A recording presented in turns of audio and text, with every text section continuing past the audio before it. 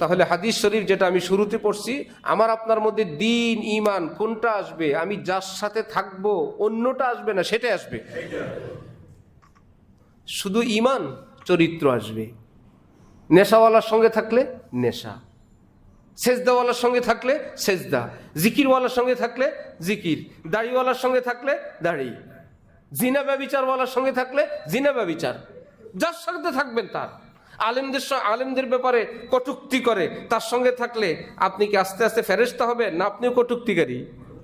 আপনারও সবক মুখস্থ হয়ে যাবে, বা আলেমরা তো বহুত খারাপ, আপনি বলে ফেলবেন।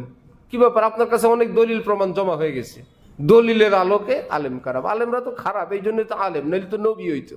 আলেমদের মধ্যে কিছু আপনার আমার মতন কিছু ভুল বিচ্যুতি আছে মানুষ হিসেবে, এই জন্য তাদের নাম কি? আলেম। আর যদি একদম নিষ্পাপ হইতো তাদের নাম কি হইতো? নবী রাসূল।